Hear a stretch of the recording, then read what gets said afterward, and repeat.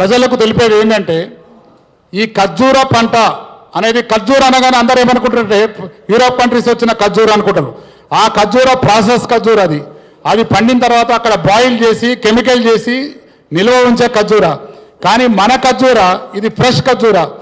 World మొత్తంలో ఈ ఖర్జూర ఫ్రెష్ ఖర్జూర ఎక్కువ స్వీట్ ఉండేది అనంతపూరు, తర్వాత మన తెలంగాణలో కూడా సేమ్ అనంతపూర్ లాగా స్వీట్ వస్తున్నది. ఈ ఖర్జూర చాలా మందికి ఇప్పుడు కూడా తెలియదు, అడుగు వస్తుంటే చూస్తున్నారు. ఈ ఖర్జూర ఇది ఎలైట్ డేట్స్. ఈ ఎలైట్ డేట్స్ అనేటివి ఎర్రవి మీకు అప్పుడప్పుడు మార్కెట్లో గుజరాత్ నుంచి వస్తున్నాయి. గుజరాత్ నుంచి వచ్చేవి వగరు, అవి తినలేం గొంతులకు. పబ్లిక్ తెలియక అవి తిన్న తర్వాత అరే డేట్స్ అన్ని ఇట్లనే ఉంటాయేమో అనుకుంటారు. కాదు, మన 2 తెలుగు రాష్ట్రాల్లో వచ్చే ఖర్జూర చాలా స్వీట్ ఉంటుంది.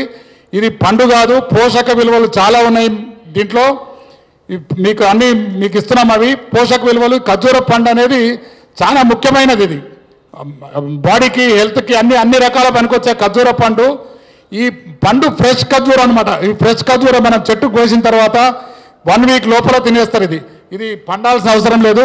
ఫ్రెష్ ఖర్జూర బయట ఎక్కడ దొరకదు. ఇది పబ్లిక్ తెలవాలి. బయట రాష్ట్రాల నుంచి వచ్చే, బయట గుజరాత్ నుంచి వచ్చే ఖర్జూర మన ఖర్జూరకు చాలా ఫరక్ ఉంది. చాలా స్వీట్ ఉంటాయి మన ఖర్జూర. ఇది మార్కెట్లకు తెలియక ఖర్జూర ఎట్లా తినాలి అనుకుంటారు. ఫ్రెష్ ఖర్జూర తింటే చాలా తీయగుంటుంది, చాలా బాగుంటుంది. ఇప్పుడు డెమో కూడా మీ అందరికి వినిపిస్తాము.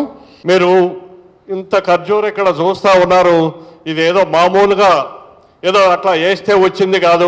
దీని వెనక చాలా శ్రమ ఉంది. ఇందాక మిత్రులు చెప్పినట్టు గవర్నమెంట్ దీన్ని పట్టించుకోకపోయినా కానీ ఇక్కడ ఇప్పుడు కూర్చున్న ఈ రైతులు చాలా కష్టపడి ఇప్పటికే దానికి ఫ్రూట్స్ వచ్చినాయి. గత 5-6 ఏళ్ల నుంచి మీరు నమ్మి ఉంటారు. ప్రతి మొక్క 3,000, 5,000 చొప్పున కొనుక్కొచ్చి చేస్తే ఇది వచ్చింది. అదే కాకుండా ఈ పామాయిల్ అని పోతా ఉంది గవర్నమెంట్. దయచేసి నేను మీ తరపు నుంచి, సార్ వారి తరపు నుంచే చెప్తున్నా, ఆఖరికి కొంచెం ప్లేస్ ఉన్నా కానీ దీంట్లో ఆడ మొగ చెట్లు ఉంటాయి కాబట్టి 2 ఆడ చెట్లు 1 మొగ చెట్టు వేసుకుంటే ఈ ఖర్జూరం అనేది చాలా ఆరోగ్యానికి మిగతా పండ్ల కంటే కూడా చాలా మంచిదని చాలా కొద్ది మందికి తెలుసు. దీని మీద రీసెర్చ్ కూడా బాగా నడుస్తూ ఉంది. ఏదైనా ఒక్క సింగిల్ పంటకు పోవద్దు. దీన్ని మన తాడి చెట్ల లెక్క, ఈత చెట్ల లెక్క మనం గట్ల మీద కూడా వేసుకొని పండించుకోగలము. పండించేసుకొని రైతులందరూ చేస్తే పండియంగానే సరికాదు. ఇవాళ రేపు అన్ని పండించేసినాక రైతుల బాధలు మీరు చూస్తూనే ఉన్నారు. సో ఆ దాంట్లోకి పోయే ముందు వీటన్నిటినీ ఈ ఫెడరేషన్, ఫార్మర్ ప్రొడ్యూసింగ్ ఫెడరేషన్ అని ఫామ్ అయ్యి దీన్ని ఎక్స్పోర్ట్ వేరే రాష్ట్రాలకే మన రాష్ట్రంలోనే అమ్ముకోవచ్చు. అట్లాంటిది కూడా ముందు నుంచి చేస్తే ఒక ఐసీఆర్ గవర్నింగ్ బాడీ మెంబర్గా నేను రికమెండ్ చేస్తాను. ఇక్కడ అగ్రియార్టీ సొసైటీ ద్వారా వారికి ఏ మొక్కలు ఎక్కడి నుంచో తెప్పిమన్నా కానీ మేము తీసుకొని ఇప్పగలుగుతాము. ప్రొఫెసర్ విద్యాసాగర్ గారు వ్యవసాయం చేయకపోయినా కానీ ఈ వ్యవసాయంలో ఆయనకు వచ్చే పెన్షన్లు ఖర్చు పెట్టి రైతుల కోసం బాగు చేస్తూ ఉన్నారు. మన ఈ భారతదేశంలో ప్రధానంగా వృత్తి వ్యవసాయం మీద ఆధారపడి ఉన్నప్పటికీ భారత ప్రభుత్వ సంస్థలు కానీ భారత ప్రభుత్వాలు కానీ రైతులకు ఒక కొత్త విధానాలు, కొత్త పంటలు, కొత్త పద్ధతులు రీసెర్చ్ చేసి పబ్లిక్లో రైతులకు అందుబాటులోకి అంతగా తీసుకురావట్లేదు. అది మన అందరం చూస్తున్నాం. కానీ మన ప్రోత్సాహిత రైతులు ఎవరికైతే ఇంతో అంతో కాస్తో కూస్తో స్తోమత, ఆర్థిక స్తోమత ఉండి సరే ఒక కొత్త పంట ఎంచుకొని కొత్త పంటలను ఏ విధంగా మనము చేసుకుంటే మనం ఇంతో అంతో బాగుపడతామనే ఉద్దేశంతో కొంతమంది రైతులు ఈ భారతదేశంలో ఈ ఖర్జూరము అంటే ఏమిటి, అసలు ఖర్జూరం ప్రపంచం మొత్తంలో చాలా చోట్లలో పండుతుంది, మన భారతదేశంలో ఎందుకు పండట్లేదు అని చెప్పేసి కొంతమంది ఔత్సాహికులు ప్రయత్నం చేశారు. మన పొరుగు దేశమైనటువంటి పాకిస్తాన్లో విపరీతమైన ఖర్జూర పంట ఉన్నది, విపరీతమైన ఆదాయం గడిస్తున్నారు. మిగతా వివిధ దేశాలలో ప్రత్యేకంగా ఎడారి లాంటి ప్రదేశాలలో, వేడి ప్రదేశాలలో ఏ పంటకు అత్యధికంగా అంటే ప్రకృతి సానుకూలంగా ఉండదో అట్లాంటి వేడి ప్రాంతాలలో ఈ ఖర్జూర పంటకు ఆనవాళం. అట్లాంటి పంట మన భారతదేశంలో ఎవ్వరు కూడా దాన్ని ఇంతవరకు ముట్టలేదు. కానీ మన పొరుగు రాష్ట్రాలైనటువంటి గుజరాత్, రాజస్థాన్ లాంటి ప్రదేశాలలో గత 15 సంవత్సరాల క్రితము కొంతమంది ఔత్సాహిక రైతులు అరే పక్కన పాకిస్తాన్లో పండుతుంది, వివిధ దేశాలలో పండుతున్నాయి, మన దేశంలో ఎందుకు పండదు అని చెప్పేసి ట్రయల్ అండ్ ఎర్రర్ బేసిస్ మీద కొంతమంది సీడ్లింగ్ ద్వారా కొంతమంది పెట్టారు, కొంతమంది టిష్యూ కల్చర్ ద్వారా సాహసం చేసి పెట్టారు. అల్టిమేట్లీ అక్కడ కొంతమంది సక్సెస్ఫుల్గా సక్సెస్ అయినారు.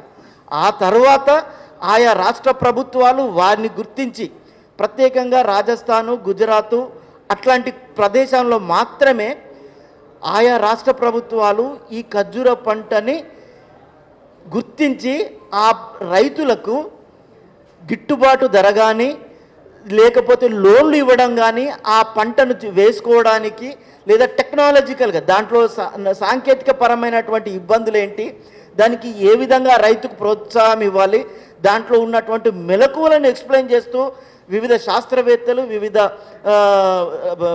మన అగ్రికల్చర్ ఆఫీసర్స్ను పురమాయించి వాళ్ళకు ప్రత్యేకమైన శ్రద్ధ వహించి అన్ని రకాలుగా ఆదుకుంటున్నారు, ఆర్థిక సహాయం కూడా చేస్తున్నారు. కానీ మిగతా రాష్ట్రాలలో ఈ ఖర్జూర పండు అంటే ఏదో బయట దేశం పండు, మన దేశానికి సంబంధం లేదు, అది మనకు సంబంధమే లేదు అన్నట్టుగా ఉన్నారు. కానీ అదృష్టవశాత్తు మన వేదిక మీద ఉన్నటువంటి మంచి మనసు గల రైతులు, ఇంతో అంతో ఆర్థిక స్తోమత ఉన్నటువంటి రైతులు, వాళ్ళ ప్రయత్నమే ఈరోజు మన ఈ తెలుగు రాష్ట్రాలలో ఖర్జూర పండు అనేటువంటిది తెలుగు ప్రజలు నోరారా తినడానికి వస్తున్నది.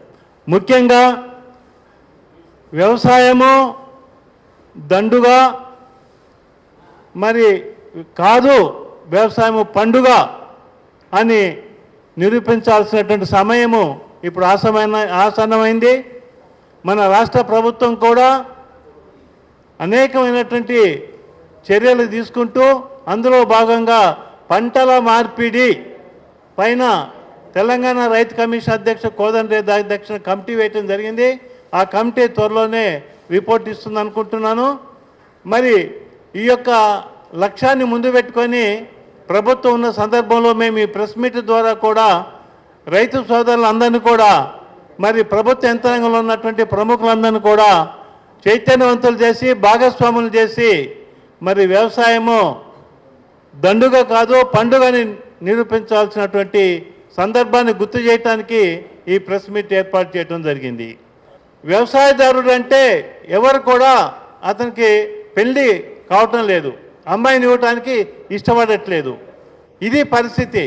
దాదాపు 70% మంది మన వ్యవసాయం పైన ఆధారపడినటువంటి రైతులు ఉండగా మన రైతు పరిస్థితి దయనీయంగా ఉంటే రాష్ట్ర అభివృద్ధి ఏ విధంగా జరుగుతుందని చెప్పేసి మనం ప్రశ్నించుకోవాల్సిన పరిస్థితి ఉంది.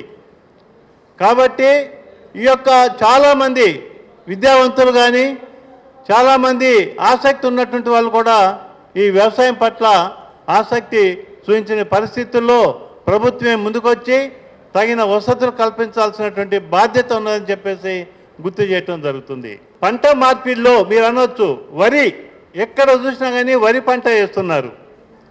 ఈ వరి పంట ఎక్కువైపోయింది, ప్రభుత్వం కొనలేని పరిస్థితి కూడా రావటం జరిగింది. సాధారణంగా నీరు ఎక్కడ ఎక్కువ ఉంటే అక్కడ వరి పండిస్తారు. కానీ రాష్ట్రం మొత్తం కూడా అన్ని దగ్గర అదే విధంగా నీటి సౌకర్యం లేదు. కొన్ని ప్రాంతాలు మెట్ట ప్రాంతాలు ఉన్నాయి, నీరు లేకుండా మరి ఇసుక నేలలు ఉన్నాయి. కాబట్టి ఆయా నేలలను పరీక్షించి భూసారాన్ని చూచి ప్రభుత్వమే రైతులకు సలహాలు ఇవ్వాల్సినటువంటి అవసరం ఉంది. వరే కాదు, ఇంతకుముందు చెరుకేశారు, చెరుకులో కూడా చాలా పరిశ్రమలు మూతపడ్డాయి, లాభదాయకంగా లేదని. అదే మహారాష్ట్రలో చూసినట్టయితే ఒక్కొక్క ఎకరంలో 160 టన్నుల చెరుకు పడిన సందర్భాలు ఉన్నాయి. మరి అక్కడ లాభదాయకంగా ఉన్నది, ఇక్కడ లాభదాయకంగా ఎందుకు లేదు అని చెప్పేసి మనం తెలుసుకోవాల్సినటువంటి అవసరం ఉన్నది. అంటే మంచి వంగడాలు మనకు ప్రభుత్వం సప్లై, నకిలీ విత్తనాలు వస్తున్నాయి, నకిలీ పెస్టిసైడ్స్ వస్తున్నాయి, అన్ని నకిలీల మయమైపోయి రైతును చాలా ఇబ్బందికరమైన పరిస్థితి నెట్టున్న సందర్భం కూడా మరి దీనికి ఎవరు బాధ్యత వహించాలి? ప్రభుత్వమే బాధ్యత వహించాలి. బాధ్యతాయుత ప్రభుత్వము యంత్రాంగము చాలా సన్నద్ధంగా ఉన్నట్లయితేనే సాధ్యమవుతుంది. అందుకే మరి నేను ఒక ఆలోచన మీ ముందు పెట్టదలుచుకున్నాను ప్రభుత్వానికి. ఈ యొక్క ఆదర్శ రైతులతోని కొంతమంది సెలబ్రిటీలతోని భాగస్వామ్యం చేస్తూ రైతు అంబాసిడర్స్ అంటే రైతులలో ప్రభుత్వ ఉద్యోగులే కాకుండా యంత్రాంగమే కాకుండా ఈ యొక్క ఆదర్శ రైతులను కూడా భాగస్వాములు చేస్తూ క్షేత్రస్థాయి నుండి రాష్ట్ర స్థాయి వరకు వివిధ అవగాహన సదస్సులు పెట్టినట్లయితే మంచి ఫలితాలు వస్తాయని చెప్పేసి మేము 2018 జనవరిలో ఖర్జూర పెట్టామండి. అప్పుడు మాకేం తెలియదు, ఏదో అనంతపూర్లో చూసి వేరే వారాలు పెడితే అప్పుడు పెట్టాము. మాకు లోటుపోట్లు అయినాయి, కొంచెం ఇబ్బందులు అయినాయి. కానీ ఇప్పుడు మాత్రం క్రాప్ వెళ్తుంది. కానీ మార్కెట్ పరిస్థితి కింద బాగలేదు. దాని గురించే ఇప్పుడు గుజరాత్కి వెళ్ళి వచ్చిన డేట్స్ వస్తున్నాయి. దాని టేస్ట్ అలాగూ మన టేస్ట్ అలాగూ, మన సైడ్ అలాగూ వాళ్ళ సైడ్లో అలాగూ. కాబట్టి దాని గురించి కొంచెం అవగాహన, పబ్లిక్లోకి అవగాహన తీసుకురావాలన్న ఆలోచన మీద దాని గురించే సారు మన సత్యనారాయణ అరేంజ్మెంట్ చేశారు, విద్యాసాగర్ రావు ఇట్లా అరేంజ్మెంట్ చేశారు. దానికే ఫోకస్ చేయాలన్న ఆలోచన. ప్లస్ గవర్నమెంట్ వాళ్ళు కూడా ఫామ్ ఆయిల్కి ఎట్లా ఇస్తారో మనకు కూడా కొంచెం అట్లా ఇస్తే కొంచెం రైతులకు బెనిఫిట్ అయిపోతుంది. ఇక మొక్క అది మొక్క 200-300లకు వస్తుంది, ఈ మొక్క 5,000 రూపాయలకు వస్తుంది ఒక మొక్క. కొంచెం కాస్ట్లీ కూడా ఎక్కువ పడుతుంది. దానివల్ల కొంచెం ట్రై చేస్తే బాగుంటుందని ఆలోచన మా